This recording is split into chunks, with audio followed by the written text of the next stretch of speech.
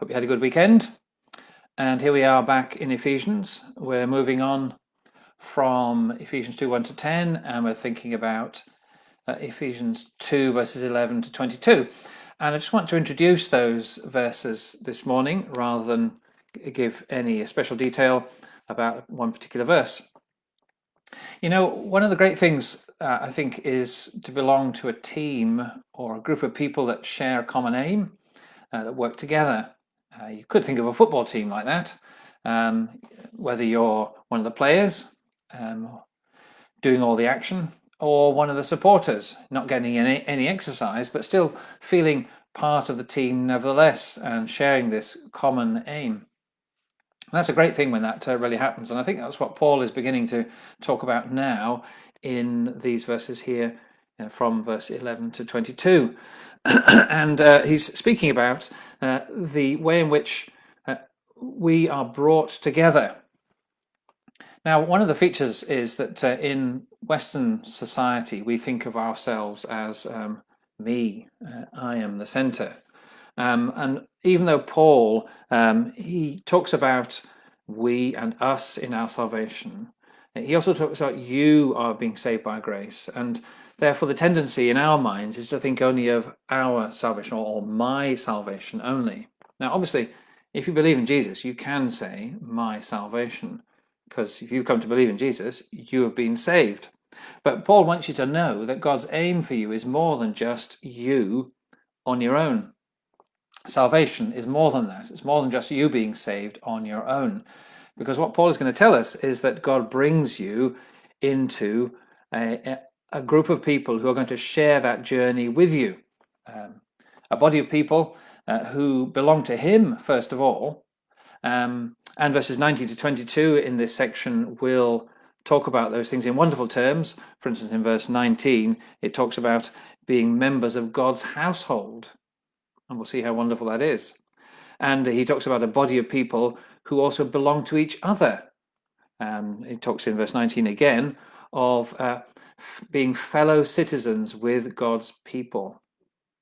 So that's what he's going to talk about in this. And these verses describe how that come about. And it's interesting that this section, this second part of chapter 2, parallels the first part. In the first part, Paul details the way that we were separate from God because of our sin. And then God took action, stepping into our lives to raise us to new life and so on, to save us. And then to commit himself to work in our lives. We are God's workmanship, it says. Well, the second section starts with us also separate, but separate from God's people. We don't belong to them.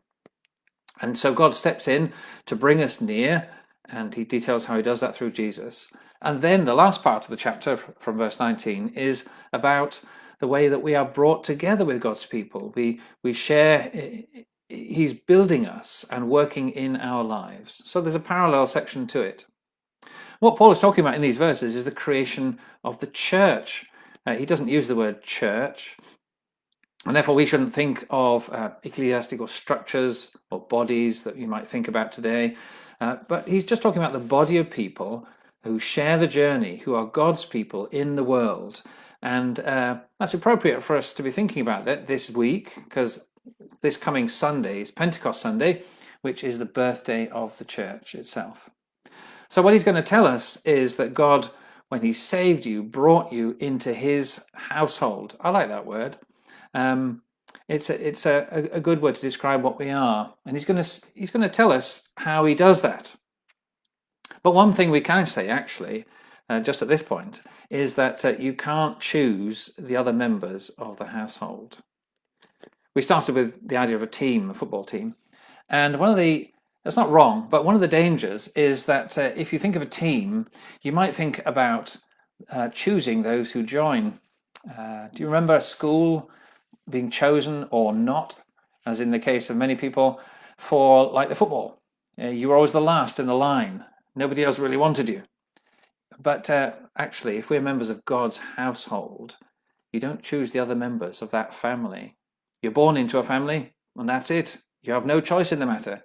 In fact, your parents had no choice in the matter either. Once you were along the way, You were the one that turned up and they had no choice about it. And you can't change anything about that. And that's what we are, the way we should think of ourselves. That's why Paul, in chapter 3, goes on to pray for this church because it needs it. And then in 4 and 5, chapters 4 and 5, he talks about how we're going to live together, how we're going to manage this. And then chapter 6, he talks about the warfare that's sometimes involved. Well, we'll dig into the detail tomorrow. But in the meantime, why not pray for the household that you belong to, that church household, that fellowship of God's people that you belong to? And if you don't belong to a household of faith, the question is, why not? We'll see you tomorrow.